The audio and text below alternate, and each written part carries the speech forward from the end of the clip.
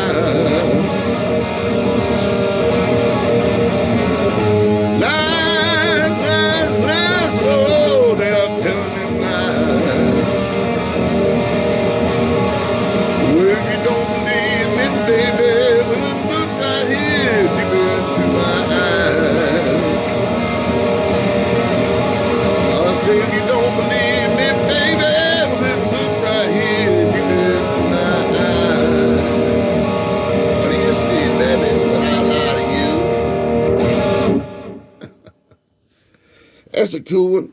Now let's do My Guitar and the Blues.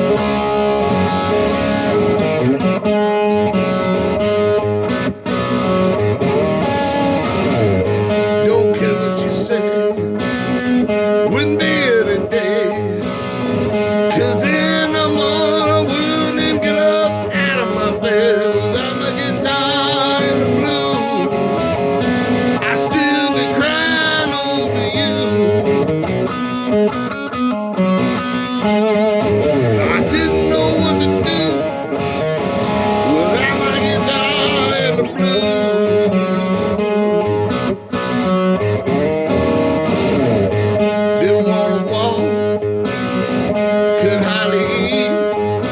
And when the pain came, I just wanted to sleep without my guitar and the blues. I still be crying over you. I didn't know what to do without my guitar. Yeah, I never got over you without this guitar and the blues.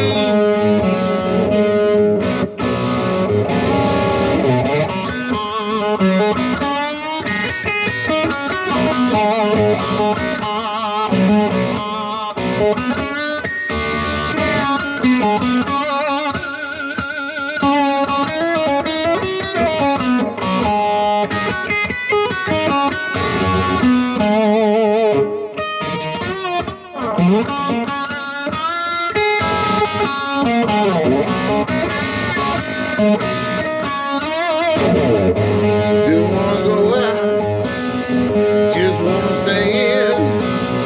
And when the hurting came, I just wanted to end without my guitar and the blues. I still be crying over you.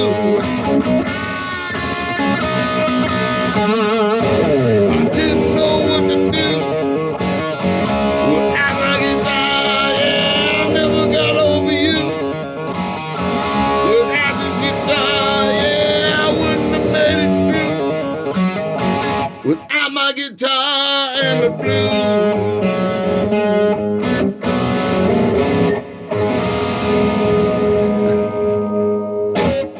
Hell yeah.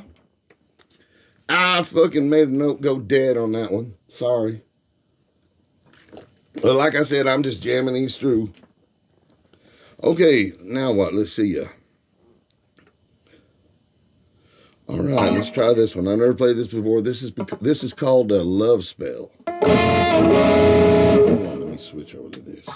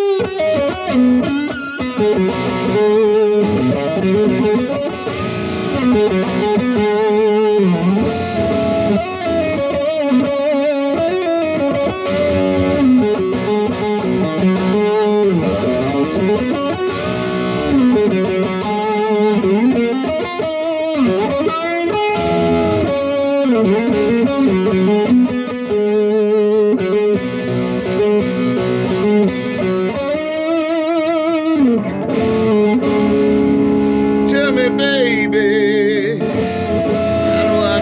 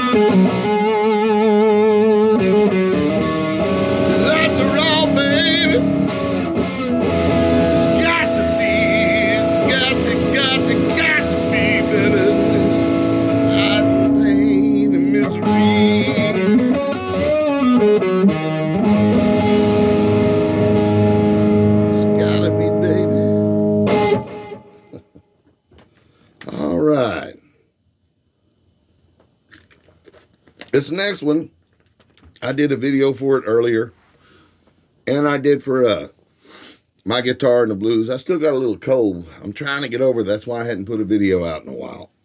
But anyway, I'm just playing all my stuff that I wrote. Sometimes I might do a cover tune if I ever jam in a club again. But here, I don't want to get my videos demonetized by playing other people's stuff. So I'll mostly do my own stuff. So anyway, this next song, I did a video for it.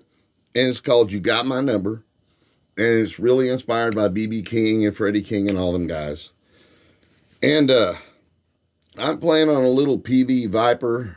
That sounds pretty good for a solid state amp, but it doesn't sound like my Marshall stacks or anything like that, which I can't hook up in here because it'd be way too loud. So the sound's a little off from what I usually sound like, but hey, this is just my practice amp, and this is just jamming in my jammies. And by the way, I got my jammies on. You got your jammies on? Hell, we're already jamming, so why ain't you got your jammies on?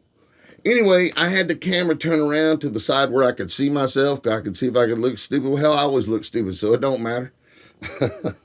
But anyway, and it didn't look real good, and I got a better microphone now. And so anyway, so this song's called Got My Number. You've seen it on there before, but hopefully this one comes out looking better.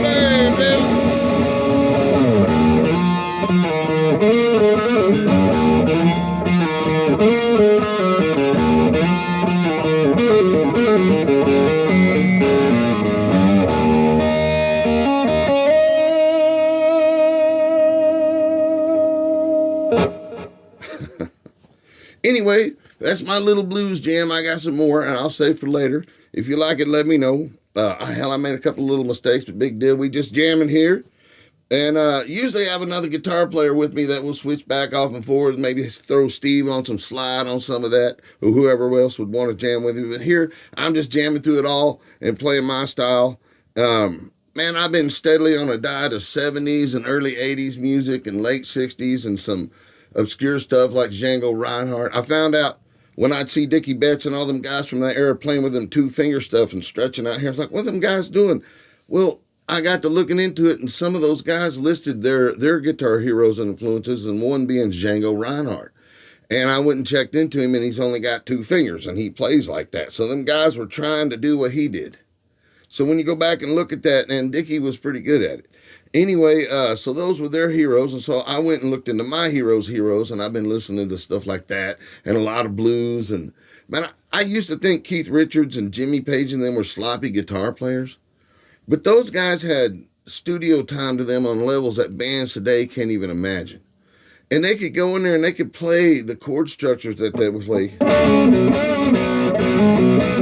You know, those fifth notes where they're just playing half the bar chord. Why? Because it sounds good on record. And I used to think that was such sloppy stuff, but I learned to love it, because when you try to play it clean, it loses the rebel in it. Because rock and roll, it doesn't bother me that not that many people listen to it anymore, because it was only ever for rebel rousers and badasses. And so if you're not a badass or a rebel rouser or both, you shouldn't be listening to rock and roll music anyway.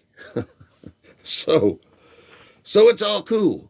So I go back and I listen to the stuff and the guitar things and things that I thought was simple when I was a kid. And actually, it's hard to sound like Angus Young. You can play his chord and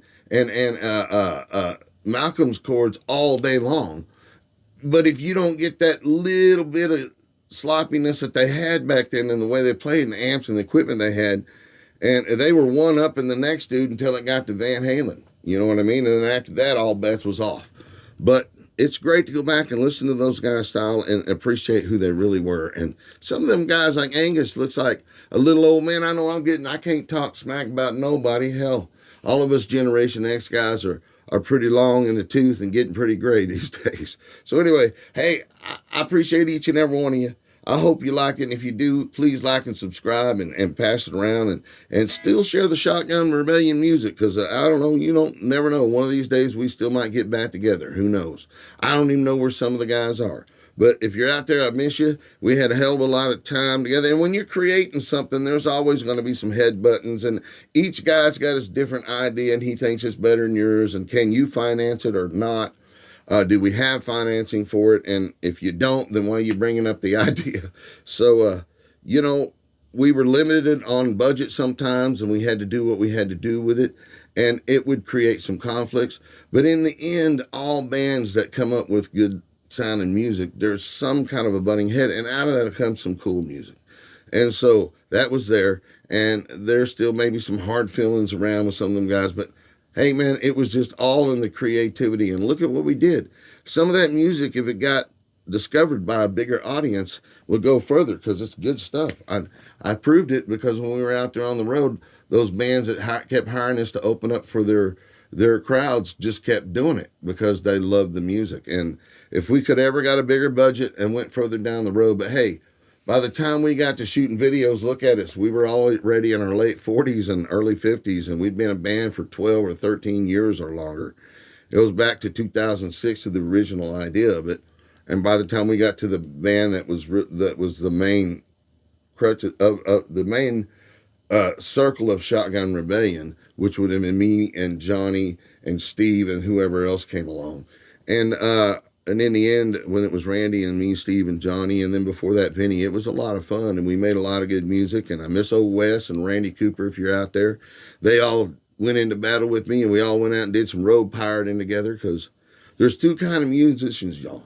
There's the guy that stays in his bedroom, plays on the weekend, or goes to a club on the weekend because he's got a house and a mortgage and a business or something like that, or a wife or a girlfriend that won't let him, or he's afraid to go do it.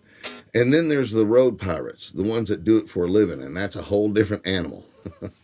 Anyway, so you can't just learn how to play guitar, or drums, or bass, or grow your hair out long, or cut it short, or get tattoos. You got to learn to be a road pirate and actually go out there and love it. And sometimes I did, and sometimes I didn't. And in the end, we were just getting a little long in the tooth, and the COVID thing came along, and we just didn't rebuild it after that. But hey, the music's still there, and I'm still creating, and I found a lot of old tracks that never got put out that were just demos or played with other drummers and never got to be recorded with Johnny. And I didn't want to put it out to hurt his feelings, but it's still good stuff, so I put it out for you guys so you can go listen to it. So there's the original Shotgun Rebellion, which was called Kill the Silence, but we had to change the name. And when we changed the name, the singer quit. That changed the dynamic, so we never put it out. So that's the album recorded in 2007, never released, and the band was called Kill the Silence. So I don't own that name, but I own Shotgun Rebellion. So I put it out under Kill the Silence, and it was our first album. We had 3 days to record it, no going back and fix nothing. So it is what it is, and you get to hear what our first singer Eli sounded like, and the drums on it. He knocked it out of the park. Now, the bass lines were played pretty simple because the idea was to go back in and replay them. And there's a mistake or two, but we never got to because the time ended and we had to leave. And we were in Wichita, Kansas, and just couldn't get back up there. So it got shelved. So I mastered it a little bit better and I put it out there. And so that's the Kill the Silence album. And then there's the Smoke and Whiskey album, which is finished by me and Steve. It would have been the next Shotgun Rebellion album that would have been done with my buddy Mongo Smith from the Hillbilly Orchestra. And we were starting to do shows together, and we were going to do a compilation album called Mongo and the Warhorse, because he's Mongo and I'm the Warhorse, and members from each band was going to come in. We were going to do 4 or 5 songs and put that out, and then each of our bands would go out and play together, and then we'd produce that. And he was going to help produce our album. But that's when the COVID stuff hit. We only did one song, and it's called Broke No More, Fly High, and you can find it on the Smoke. And I put it out for a little while, but it wasn't called Shotgun Rebellion, so not many of our fans recognized it. So I relisted it under the Smoking Whiskey album. So it's the one song I did with Mongo. And so go look it up. It's called Broke No More, and it's really good. And Steve and I split the lead, and he come up with something really cool on it. And then there's a couple of other really good songs on there that I did with different drummers. And then we found some tracks from the Rebel Soul album, Not Quite Gone, The Way the Wind Blows, which, man, Johnny sounds like John Paul Jones on that. Go listen to where the wind blows, and then Fire in Your Heart, which was a demo, but I mastered it, put it out. But then the Rebel Soul album, I decided to remaster it because it didn't get mastered so well when we first put it out, because we was in a hurry to get to the shows. And we wanted to remaster it, but we didn't have time. But I went back and had somebody, a different set of ears, do it. And it sounds a lot better. And go check it out. And because those songs, Not Quite Gone, Where the Wind Blows, and Fire in Your Heart was supposed to be on that album, but those tracks got lost. And then Steve discovered the drum tracks with my rhythm tracks on there, and they were already mixed in. They were going to be the demos, but that's all we had left of those songs, so we worked with that. And on, if you're listening, Johnny, those are your drums on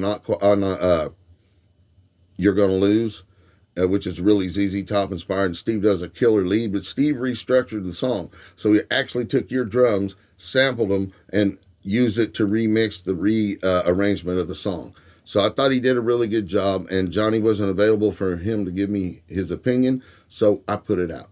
And I did a couple little BS AI videos to a couple of those songs, like Because the Rain and Not Quite Gone, and a couple of the others. Rebel Soul, there's a really cool one for that.